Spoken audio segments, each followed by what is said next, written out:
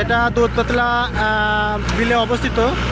এই দুধপাতলা মাঠে ধান কাটার জন্য এই ইয়েনমার মেশিনটা খুব একটা ভালো একটা মেশিন, যা এক ঘন্টায় 10 বিঘা ধান নিতে মাড়াই করতে পারবে।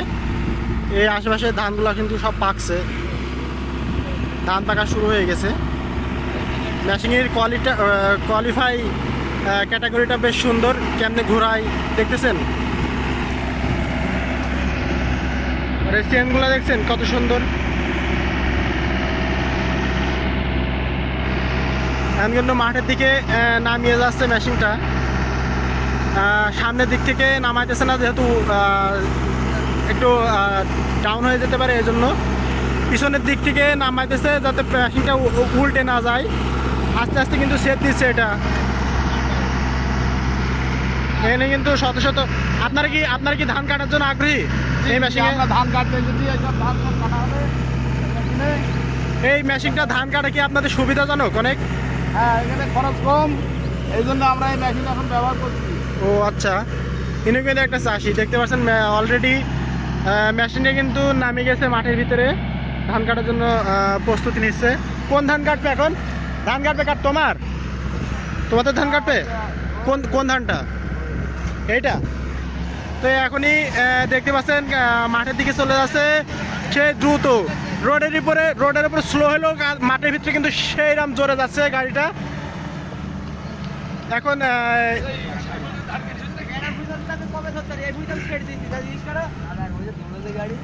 ধান কাটবে দাদা আপনাদের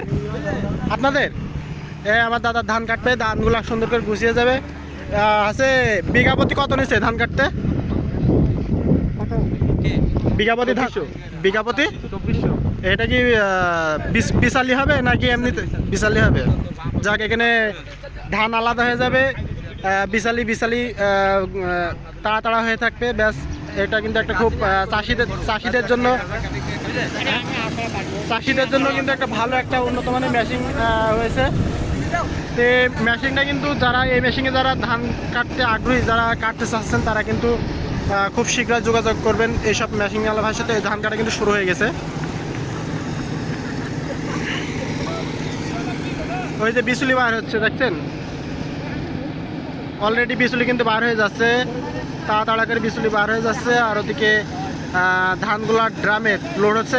ধান কাটা যখন শেষ হয়ে যাবে, ওই পাইপের ভিতরে ধান এসে এই জায়গায় স্থাপিত বা একটা ভালো একটা কোনো সুন্দর জায়গা একটা দেখে আপনার ধানগুলা এখানে রাখা হবে আর কি। বস্তায় বললে বস্তায়, বা কেউ যদি লাগিয়ে ইয়ে করতে পারে, মাড়াই করতে পারে, সেটাও ভালো। মাড়াই তো হয়ে যাচ্ছে টোটালে। আমি কাদার ভিতরে নামতে পারছি না, এই জন্য। ভাই, আপনি এসছেন মেশিনের সাথে?